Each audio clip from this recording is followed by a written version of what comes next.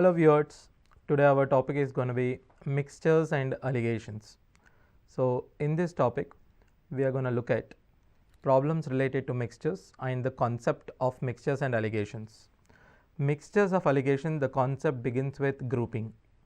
So I'll take an example, then we'll start with analyzing that example.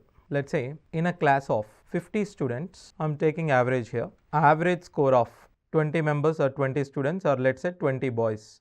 There are 20 boys and their average is 30. And the average score of remaining 30 are girls. Their average score is, let's say, 40. Average score of the entire class.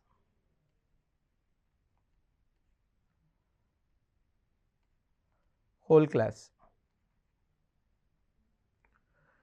So see here, this is actually the basic of your mixtures and allegations concept. You call it as a grouping.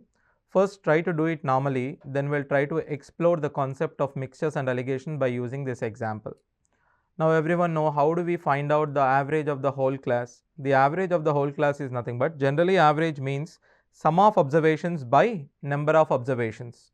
So you have to find out the total score of boys and total score of girls. You have to divide it by number of members in the class. So total score of class divided by number of members in the class. So what is the total score of boys? So if you look at here, total score of boys, there are 20 boys and 30 is their average. Therefore total score is 20 into 30, 600. Total score of girls is 30 into 40, that is 1200. Therefore the entire score of the class is 1800. Then after you divide it by, there are 50 members in the class, we say the average is 36, right? So this one, okay, it's a very simple form of grouping, but look at the concept behind this. We are multiplying first 20 into 30 plus 30 into 40, dividing it by 20 plus 30. Can I take common of anything from this? I can take a common of 10. If I take common 10, I am making it simple. 2 into 30 plus 3 into 40 divided by 2 plus 3. I have taken common of 10. Now 20 and 30 become 2 and 3. So we don't need to worry about the multiples. We just need to concentrate on the simplest values possible. So here it is 60 plus 120, 180 divided by 5. This one is 36 here. Here number of members in the first group is 20. Number of members in the second group is 30. Here number of members here. Average of the first group is 30. Average of the second group is 40. Always simplify the number of members in the first group and second group. It's 2. This is 3. So you can say 2 into 30 plus 3 into 40 by 2 plus 3 is equals to 36. So number of members in the first group and second group can be simplified. If you have any common factor between this number of members in the group, you can just make it simple by cancelling it. I am deriving a formula by using it. N1 is the number of members in the first group, A1 is their average. N2 is number of members in the second group, A2 is the average. I can extend this formula by taking N3, A3 also, but I am doing it for 2 groups. 2 groups you are mixing it. What is the combined average? N1 A1 plus N2 A2 divided by N1 plus N2, which is equals to capital A. Capital A is the whole average of these 2 groups, N1 and N2. So this is the formula. If you wish to find out the combined average, then it will always be N1 A1 plus N2 A2 by N1 plus N2. Suppose how do I explore this formula further? N1 A1 plus N2 A2 cross multiply this N1 plus N2, send it that side. It becomes N1 into capital A plus N2 into capital A. Further I would say N1, you bring N1 here into that side. It becomes N1 into small a1 minus capital A is equals to N2 into capital A minus A2. If you common negative from this, you will also get N1 into capital A minus A1, N2 into A2 minus capital A. If I ask you, if I say this one is D1, if this is D1, this one is D2, you need to understand that each and every term in it, N1 and N2 are number of members in the group 1, group 2. A1 is the average of the group 1, A2 is the average of group 2, capital A is the combined average. Now what is N1 by N2? N1 by N2 is equals to D2 by D1, D2 by D1. Now we'll go for the formula directly of allegations.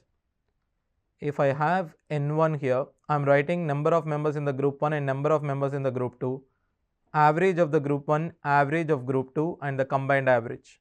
What is the relation between them? First relation is, you can say N1 into difference between these two and difference between these two. See, capital A should always lies in between your A1 and A2.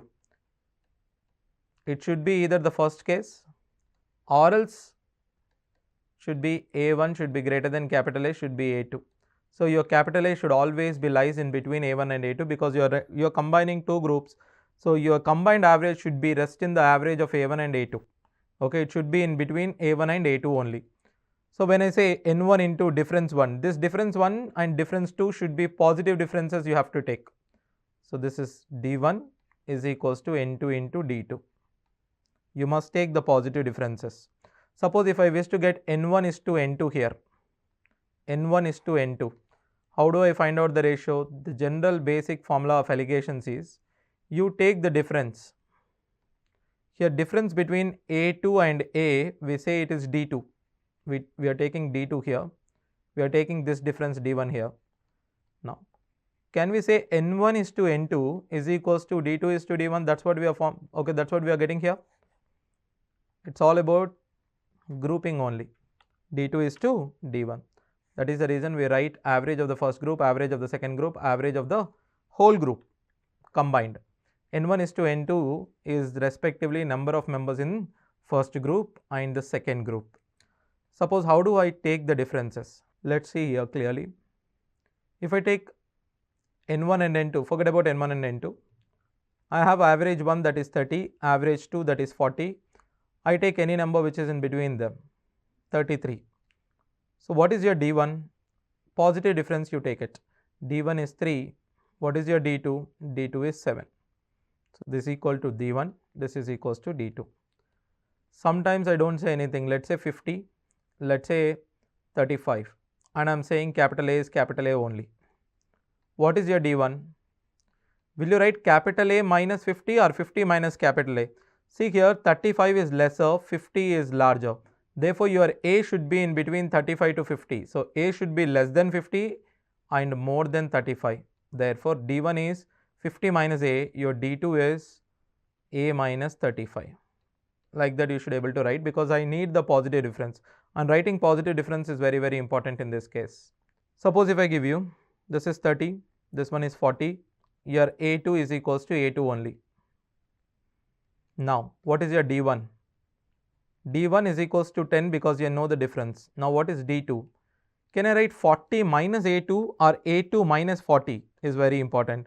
Here 30 is less than 40, therefore A2 should be greater than 40. So, the answer should be D2 should be A2 minus 40, right. So, I am telling you various ways how do we find out D1 and D2 and how do we put it. Now, the main important thing is these 5 variables N1, N2, A1, A2 and the capital A. This is the whole basis of your mixtures and alligation. Here I have taken an example for average, okay. But when it comes to mixtures, typical mixtures if you look at, now N1 becomes, suppose I have 10 liters of a mixture, let's say 10 liters of mixture, type 1 mixture which consists 20% milk in it. Another 20 liters of mixture which consists 30% milk in it. If you combine these two, okay, in the whole mixture, what is the percentage of milk present?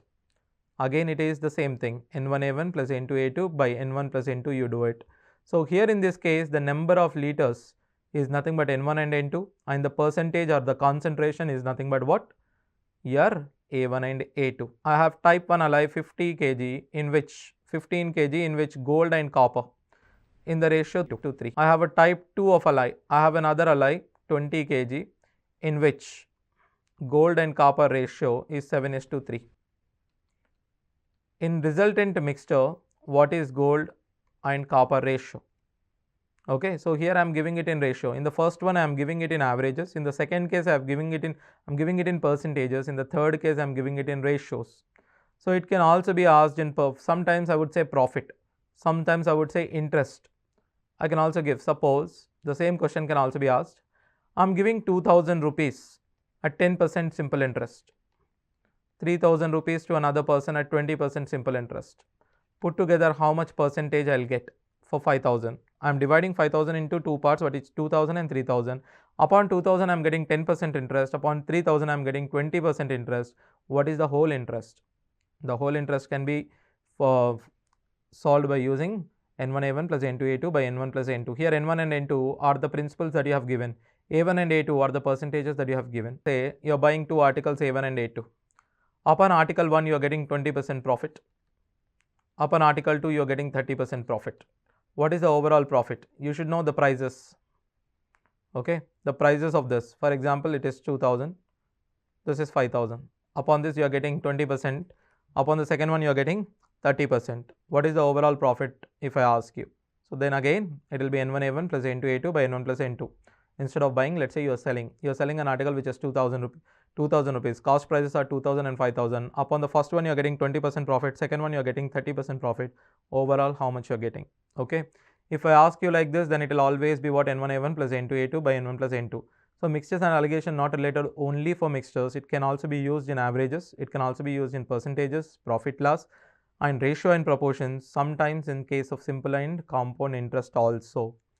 Now, all these cases I have missed capital A. What is the combined percentage? If you mix two groups, what is combined percentage? Suppose sometimes they say the same question, average score of 20 boys is 30.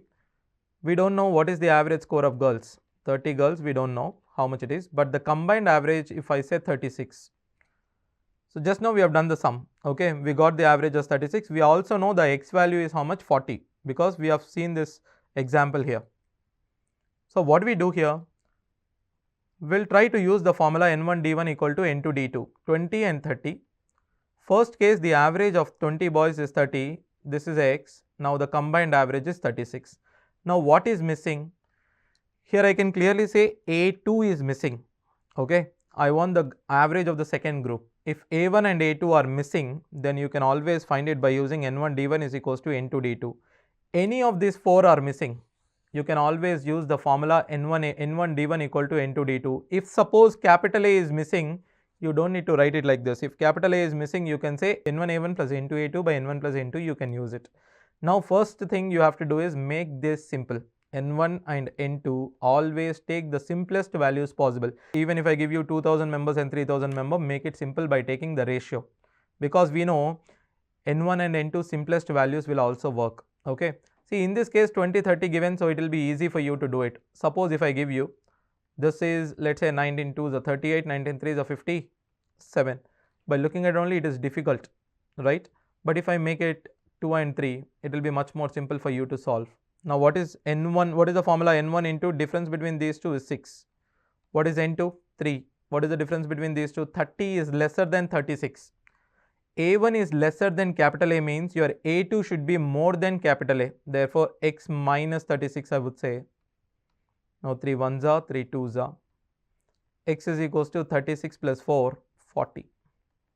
And I already told you that it is 40 clearly, right? So if anything out of N1, N2, A1, A2 is missing, always use the formula N1D1 is equals to N2D2.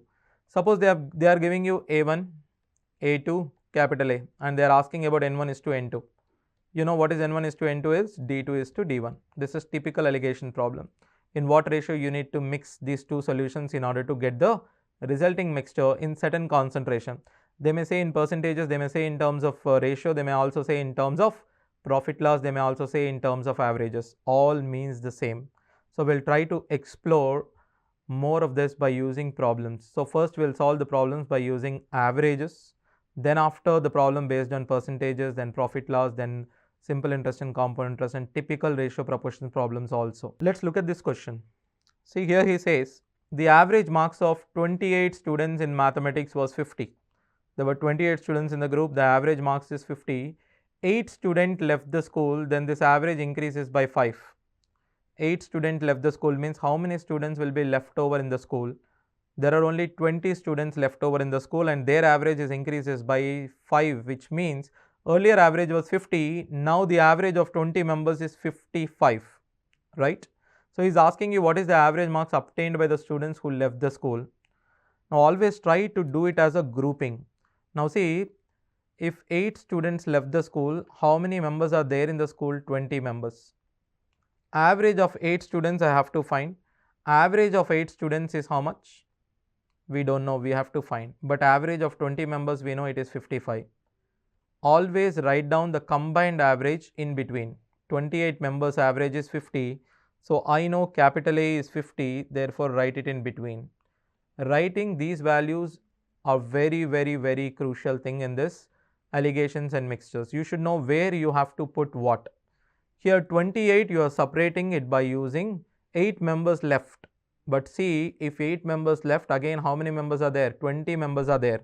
Therefore, again if you combine them, it's gonna be 28. So, 8 into, so simplify it. 4 2s, 4 5s. So, 2 into 55 is more than 50, therefore 5 must be less than 50. X minus 50 minus x is equals to 5 into 5, 25. I would say 50 minus x is equals to 12.5. X is equals to 37.5 or 37.5, I would say, right? So, the answer for this is 37.5 or 37.5. That is the average of the students who left the school. Look at this question. A and B are two alloys of gold and copper prepared by mixing the metals in the ratio 7:2 and 7:11 respectively. If equal quantities of the alloys are melted to form a third alloy C, the ratio of gold and copper in C will be. This question can be solved in various ways. First, I am doing it by using mixtures and allegations only. Now, look at here. Here the term equal quantities, he said. Equal quantity means you are adding them in 1:1 ratio. Now, gold and copper given. I don't need to take both of them at a time. I just need to take one of them at a time. So, I am taking gold. What is gold in the first one in terms of parts? In terms of fraction, gold in the first one is 7 out of 9. What is gold in the second one? 7 out of 18 parts. In the resultant mixture, the formula says N1A1 1 into 7 by 9, N1A1 N2A2 divided by what? Divided by N1 plus N2, that is 2. Take the LCM. LCM gives you 18. So, 9 2s are 14 plus 7 21. This 18 comes down 2 into 18. 21 by 36. Cancel it in 3 table. 7 by 12. So, gold in the resultant mixture is 7 by 12. Therefore, copper should be what? 5 by 12. Remaining is copper, right? So, what is the ratio? The ratio of gold and copper in the resulting mixture is 7:5. So, here he says equal quantities of alloys are melted to form a third alloy C. That is the reason we have taken 1:1. Suppose if you are mixing it in the ratio 1:2, what do you do? If they say 1:2, instead of this 1 and 1, you take 1:2 here. Therefore, you get 1 as N1, N2 is 2. Now, when they say equal quantities, you can do it in multiple ways. How do I do it when they say equal quantities? Let's take the ratio of gold and copper in the first one. It's 7:2. In the second one, it is 7:11. This is alloy 1, alloy 2. Okay. Now, tell me, take a multiple. How many parts are there? 9 parts. How many parts are there? 18 parts. Take any number which is a multiple of 9 and 18. I am taking 18 kgs. If I take 18 kgs, tell me how much gold is there in this. 9 parts is 18 means each part is 2 kg. Here 7 parts, 7 2s are 14. I am dividing 18 in the ratio 7:2. How do I divide it? There are totally 9 parts. 9 parts is 18 means each part is how much? Each part is 2 kg.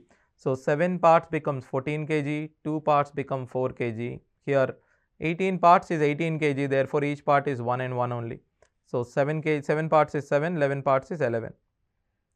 I would say gold is 21, copper is 15. Directly you get the ratio 7:5. You can use the formula N1A1 plus N2A2 by N1 plus N2. When they say equal quantities, you can also take it by using values. Values will only work when they say equal quantities. If not, if they are asked, okay, if they ask you to mix them in the ratio 1:2, then this won't work. Okay. And one more thing, you just remember about this formula N1, N2, A1, A2, capital A. Out of these three, suppose if I have 50, 100, 70. What is the difference here? The difference is 20. The difference here is 30. D1 and D2 I am talking about. Or else if you take D to this side, the difference is 30. The difference is 20. What ratio we are mixing? We are mixing it in 3:2 ratio, right? Everyone know that if I give you A1, A2 and capital A, I am going to get 3:2 ratio. By looking at it, you can say the ratio is 3:2. Suppose if I subtract 50 from this, 50 from every value, if I do add 50 to every value also, if I add 50, it becomes 100, 150, then 120. Is the ratio changed? This is 30, 20 only. So 3:2 only, the ratio 30:20, 3:2 only. I am adding a value to every number, A1, A2, capital A. It's not changed. I can actually add, you can subtract, you can divide and you can multiply. You can check. By adding, subtraction, multiplication, division, the ratio will never change. Ratio remains the same. But why am I telling you this? So why am I telling you this? Because sometimes it will be like something like 2/7, like 5/7, then 3/7. Don't do it in terms of fraction. Multiply everything by 7, 7, 7. You end up with 2, 5, 3. Then you can easily find out the ratio. It is 2:1, N1:N2. Because this ratio is 2 here, this is 1. You can find out like 2:1. So we can multiply A1, A2 and capital A by any number that you want. Look at the next one. Again here, there are 3 containers of equal capacity. The ratio of sulfuric acid to water in the first container is 3:2, second one is 7:3, third one is 11:4. 1:1:1, therefore I can say sulfuric acid, you take it in the first container 3 out of 5. In the second container it is 7 out of 10. In the third container it is 11 out of 15. Because 11 parts out of 15 parts. So find out the sulfuric acid here. N1A1 3/5, N2A2 7/10, N3A3 11/15 by 1 plus 1 plus 1 3. So you get sulfuric acid, take the LCM as 30, it becomes 90. 5 6 are 30, therefore it is 18. 10 3s are therefore it is 21. 15 2s are therefore it is 22. You get 61 out of 90. So if sulfuric acid is 61, therefore water becomes 29. The ratio is 61:29 because out of 90 parts, sulfuric acid is 61 means remaining is 29. Now look at this one. A typical form of mixtures and alligations here. 2 alloys are both made up of copper and tin. The ratio of the copper and tin in the first alloy, alloy 1 is 1:3, second alloy is 2:5. In what ratio should the 2 alloys be mixed to obtain the new alloy in which tin and copper in the ratio 8:3? In the first, what is copper and tin? Alloy 1, alloy 2 and the total 1. I will take it as small a1, small a2, capital A. So, tin, okay, copper and tin is 1:3. Here copper and tin is 2:5. Here copper and tin, not tin and copper. Be careful here. He said tin and copper, but you have to take copper and tin. So, in the third alloy, the mixture is 3:8. But I have to take any one of it. I am taking what is copper ratio in everything. You can't take both at a time. So, I am taking copper in all. Copper in the first one is 1 by 4, copper in the second one is 2 by 7, copper in the third one is how much? 3 by 11. You can subtract it and check it, or else multiply everything with what? To multiply these three with 4 into 7 into 11. If I multiply everything with 4 into 7 into 11, first one will be what? 4 4 cancel, 7 11 is 77. Second one is what? 7 7 cancel, 44 into 2 88. Third one is what? 11 11 cancel. You can say 28 into 3 84. So the difference is 4 here. How much is the difference? Difference is 7. So you're adding them in what ratio? You're just adding them in 4:7 ratio. Even if you do it in terms of fractions, suppose, see here, 2 by 7 minus 3 by 11, it is n1 is to n2. 3 by 11 minus 1 by 4. LCM is, this is 77. This becomes 1 by 77. Becomes 12 minus 11, 1 by 44. So it gives me 44:77, which is equals to 4:7. So far we have seen some problems based on profit loss, some problems based on averages. So in the next class, we are going to look at few more problems which are related to mixtures and allegations. Until then, thank you.